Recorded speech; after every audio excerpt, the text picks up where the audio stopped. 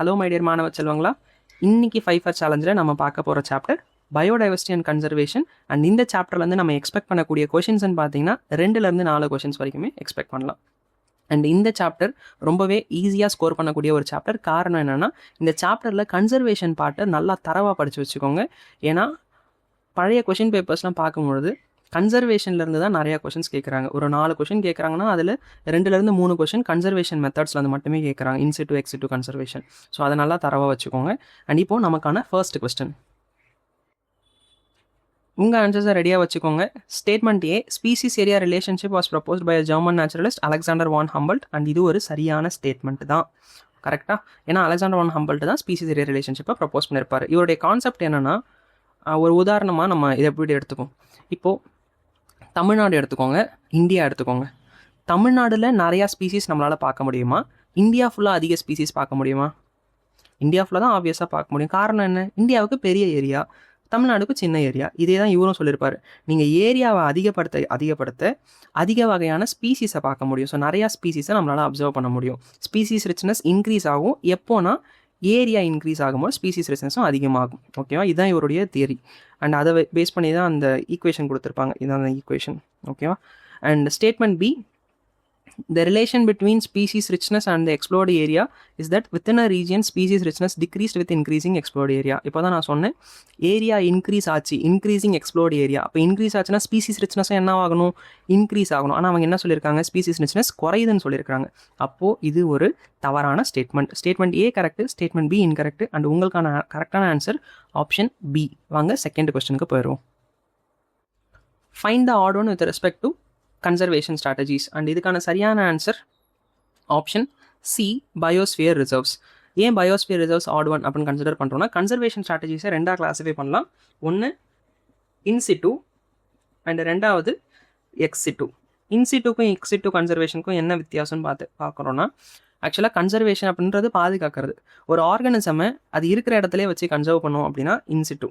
அந்த ஆர்கானிசமை தூக்கிட்டு போயிட்டு வேற ஒரு இடத்துல வச்சு கன்சர்வ் பண்ணுறோன்னா அது எக்ஸிட்டு. இவ்வளோ தான் கன்சர்வேஷன் மெத்தட். இன்சிட்டு கன்சர்வேஷனில் national park, wildlife sanctuaries, biosphere reserve, sacred groves இதெல்லாம் பார்த்தீங்கன்னா உதாரணமாக சொல்லலாம். எக்ஸிட்டு கன்சர்வேஷனில் botanical garden, zoological parks, cryopreservation, seed banks இது எல்லாத்தையும் உதாரணமாக கொடுக்க முடியும்.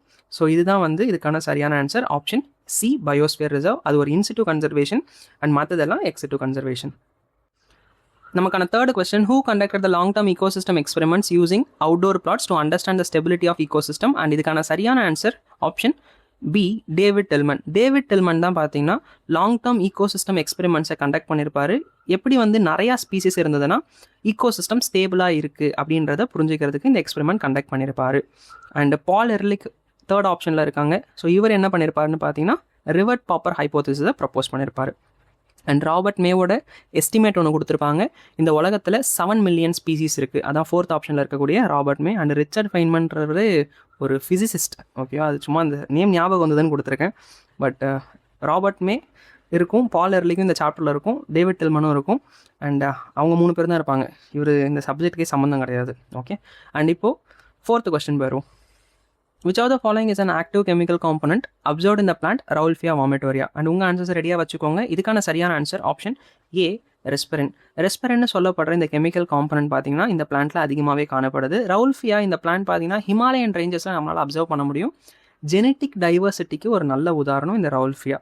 ரவுல்ஃபியா ஜெனட்டிக் டைவர்சிட்டி எப்படி எக்ஸ்பிரஸ் பண்ணுது, எப்படி ஒரே ஒரு ஸ்பீசிஸ்குள்ளே நிறையா வெரைட்டிஸ் உருவாகுதுன்னு பார்த்தீங்கன்னா ரெஸ்பெரினுடைய கான்சன்ட்ரேஷன். ஸோ ரெஸ்பெரின் அதிகமாக இருக்கும்போது ஒரு வெரைட்டி ஆகும், அதுக்கு மாடரேட்டாக இருக்கும்போது ஒரு வெரைட்டி ஆகும், ரொம்ப கம்மியாக இருக்கும்போது இன்னொரு வெரைட்டி ஆகும் கிரியேட் ஆகுது இந்த rauwolfia. Find the odd one with respect to evil quartet. நமக்கான லாஸ்ட் அண்ட் ஃபைனல் கொஸ்டினும் இதுதான். உங்கள் ஆன்சர்ஸை ரெடியாக வச்சுக்கோங்க. அண்ட் இந்த கொஸ்டினுக்கான answer option B, coevolution. Evil quartet அப்படின்றது என்னென்னா, ஒரு ஸ்பீசிஸ் அழியறதுக்கான 4 காரணம், அதாவது பயோடைவர்சிட்டி லாஸ் ஆகிறதுக்கான 4 காரணம். ஒன்று, அது வாழ்ந்துட்டு இருக்கக்கூடிய இடம் அழிஞ்சு போகிறது, ஹேபிட்டட் லாஸ் அண்ட் ஃப்ராக்மெண்டேஷன். 2வது, ஓவர் எக்ஸ்ப்ளாய்டேஷன், ஹியூமனுடைய நீடை தாண்டி ஹியூமனுடைய க்ரீடுக்காக அழியக்கூடியது, ஓவர் ஹண்டிங்காக இருக்கட்டும் இல்லை ஓவர் கில்லிங்காக இருக்கட்டும். ஸோ இதெல்லாம் பார்த்தீங்கன்னா ஓவர் எக்ஸ்ப்ளாய்டேஷன் அப்படின்னு சொல்கிறோம். அண்ட் 3வது, ஏலியன் ஸ்பீசிஸ் இன்வேஷன்.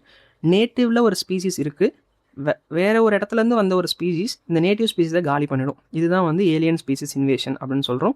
அண்ட் இது 3வது ரீசன். 4வது ரீசன் கோ எக்ஸ்டிங்ஷன். கோ எவல்யூஷன் கிடையாது, கோ எக்ஸ்டிங்ஷன். கோ எக்ஸ்டிங்ஷன் பார்க்கும்பொழுது சப்போஸ் இப்போது ஹனிபீஸ்ன்ற ஒரு இன்செக்ட் இருக்குது. ஹனிபீஸே இல்லைன்னா நிறையா ஆஞ்சியோஸ்பம்ஸ்க்கு பாலினேஷன் நடக்காது. அப்போ ஹனிபீஸ் பாலினேஷனுக்கு உதவியாக இருக்குது.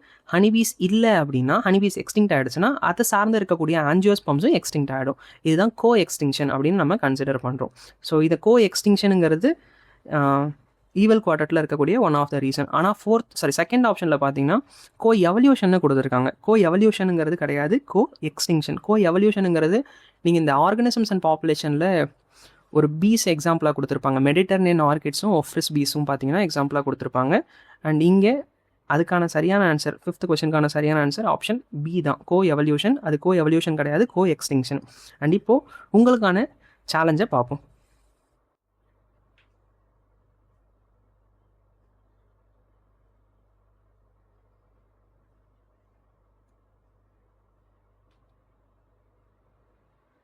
அண்ட் உங்களுடைய ஆன்சர்ஸை கமெண்ட் பண்ணிவிடுங்க. அண்ட் இந்த வீடியோ உங்களுக்கு யூஸ்ஃபுல்லாக இருக்குன்னு நம்பினீங்கன்னா லைக் கொடுத்துருங்க.